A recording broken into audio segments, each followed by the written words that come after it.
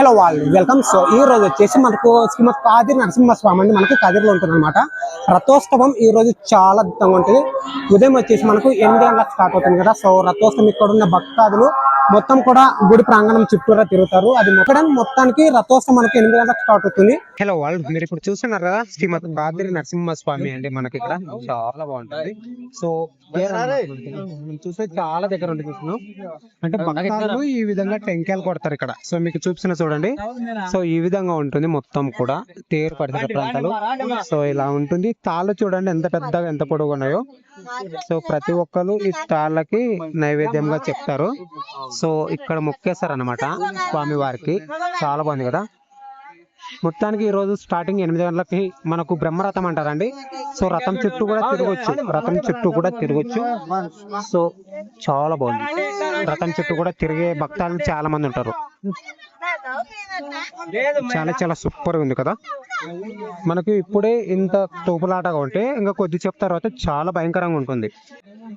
మీరు ఇప్పుడు చూస్తున్నారు ఈ రథానికి సంబంధించిన గాండ్లు అనమాట. చాలా పెద్దగా ఉన్నాయి కదా. సో ఇలా ఉంటాయి అనమాట మొత్తం కూడా. ఇది ఇరుసు మనకు చాలా బాగుంది. టెంకాయలు ఇక్కడ కొడతారు. భక్తులు ఎవరైనా కొట్టుకోవచ్చు. ఈ విధంగా ఉంటుంది. సో రథానికి సంబంధించి మీరు చాలా దగ్గర నుంచి చూడాలి కదా. మనకు తాళ విధంగా కట్టేస్తారు బాబు. మనకి ఇక్కడ స్వామివారిని ఊరేగింపు కోసం సో ముస్తాబ్ చేస్తున్నారు అన్నమాట. సో ఈ తాళ్ళతోటి లాగేస్తారనమాట అమాంతం. చాలా పొడవుగా ఉంటాయి.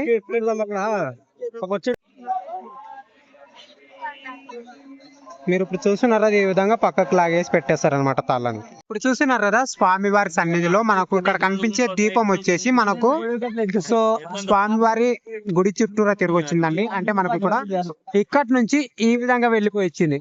అంటే మనకు చూసాం కదా స్టార్టింగ్ వచ్చినప్పుడు చాలా తక్కువ ఉన్నారు క్రౌడ్ అనేది.